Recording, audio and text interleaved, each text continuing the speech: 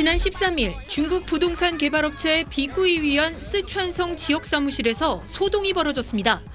3년 전 아파트를 분양받아 올 5월 입주 예정이었지만 1년째 공사가 중단된 데 이어서 급기야 업체의 채무 불이행, 디폴트 소식까지 들려오자 불안감이 커진 주민들이 몰려든 겁니다.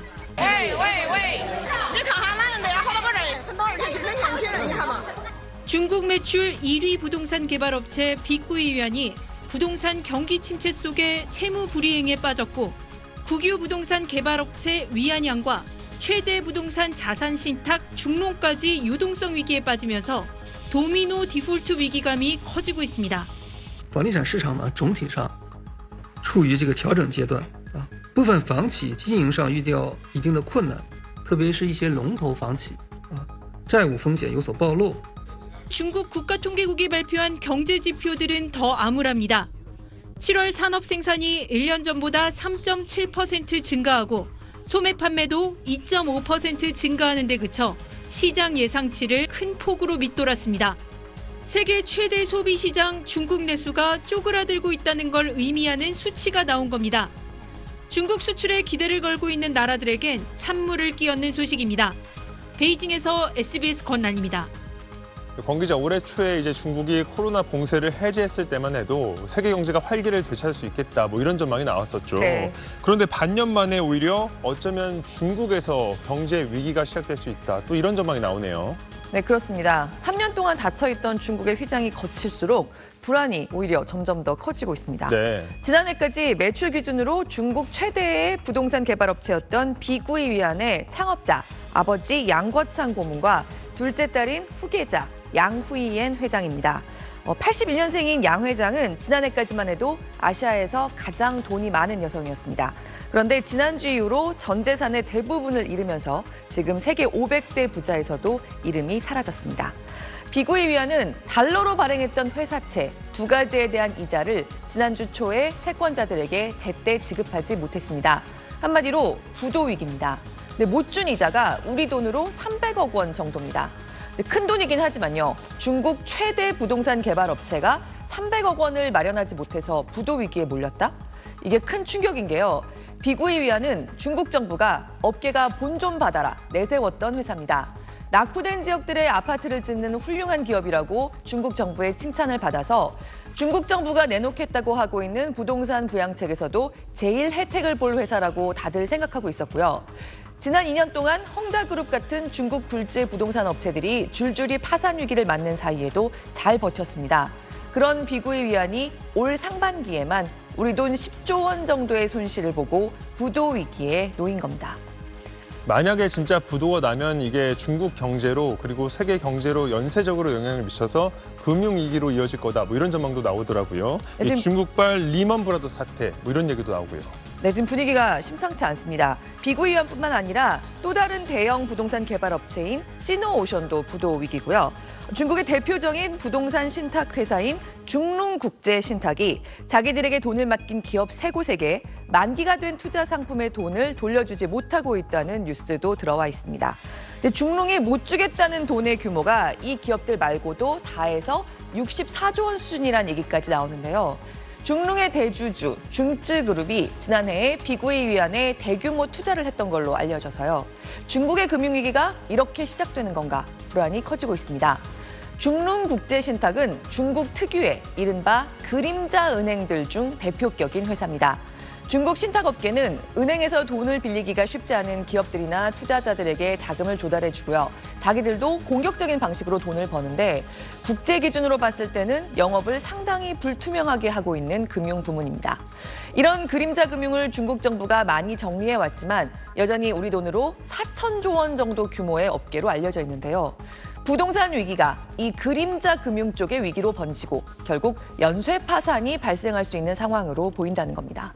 네, 우리나라는 어떨까요? 우리가 이 중국 경제 영향을 안 받을 수 없을 것 같은데요. 네, 그렇죠. 지금 외국계 투자은행들을 중심으로 우리가 내년까지 2년 연속해서 1%대의 저성장에 그칠 거라는 경고가 나오고 있는데요. 만약에 정말로 그렇게 된다면 사상 처음 있는 일입니다.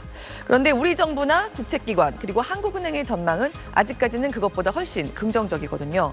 그런데 우리 정부의 긍정적인 전망은 올해 계속해서 얘기가 나왔던 상저하고 하반기에는 경제가 살아난다는 예상에 크게 기댄 거고요. 하반기에 살아난다는 예상은 중국 경제가 리오프닝 이후로 회복해서 우리 수출이 꽤 회복된다는 기대에 기반하고 있습니다. 그런데 지금 중국이 이런 상태인 겁니다. 어제 발표된 중국의 생산과 소비 모두 시장 예상치에 못 미쳤고요. 물가가 안 오르는 정도가 아니라 떨어지고 있습니다. 디플레이션입니다. 사실 인플레보다 무서운 게 디플레입니다. 물가가 떨어지면 좋을 것 같지만 아무것도 안 하는 게 제일 나은 상황이 돼버리기 때문에 경제가 침체되는 그야말로 지름길입니다. 실제로 경제가 잘 돌지 않고 있어서 중국의 청년 실업률이 최근 석 달 동안 연속 사상 최고치를 기록하다가 아예 이달부터 청년 실업률 발표를 중단하기로 했습니다. 근데 중국 정부가 경기 부양책을 내놓는다고 계속 얘기하는데 왜 상황이 달라지지 않을까? 경기 부양을 하려면 결국 빚을 내야 합니다. 지금 중국이 더 이상의 빚을 감당 못하는 상황이 아닌가 이런 관측이 점점 커지고 있습니다. 경제가 침몰하는 게 보여도 손쓸 방법이 많지 않아 보인다는 거죠.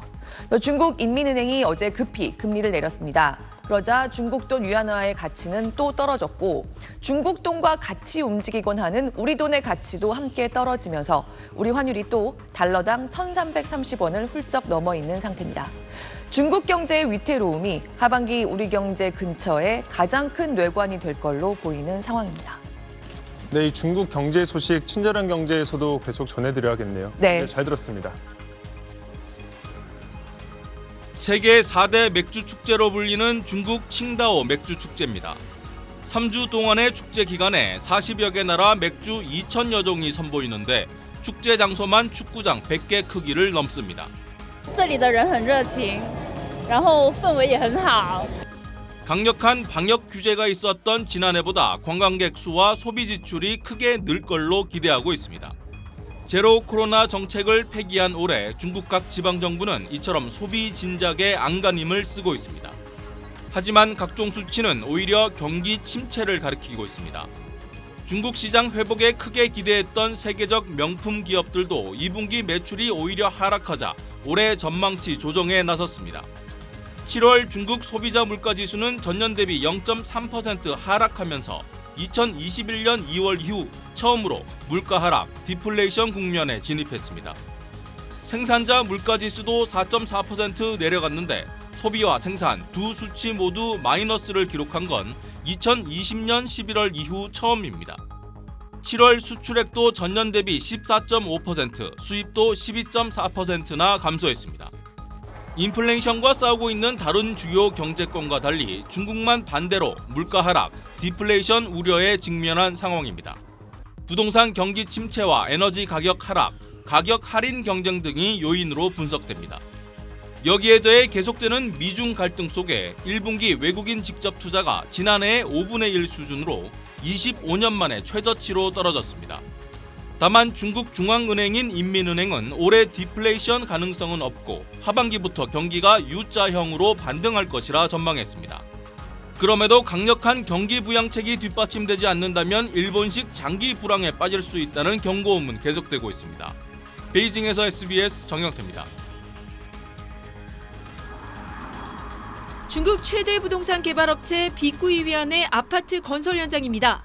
지난 2021년부터 건설을 시작을 했는데 지금은 이렇게 인부도 단 한 명도 없고 작업을 완전히 멈춘 상태입니다. 입구 쪽으로 가보니 대여섯 명이 천막을 치고 모여 앉아 있습니다.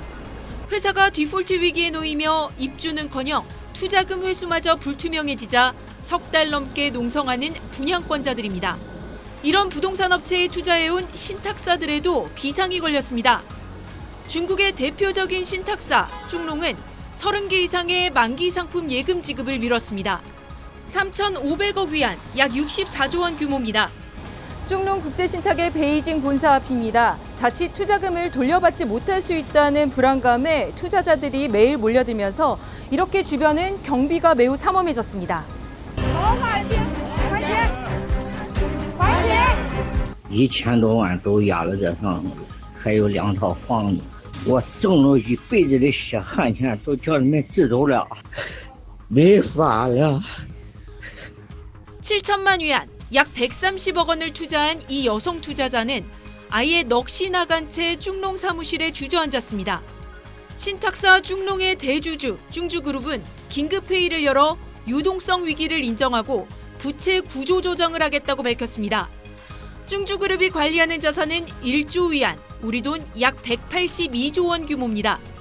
중주와 같은 초대형 금융그룹의 위기는 다른 금융회사들로 번질 가능성도 커서 중국판 리먼 브러더스 사태가 벌어질까 우려되는 상황입니다.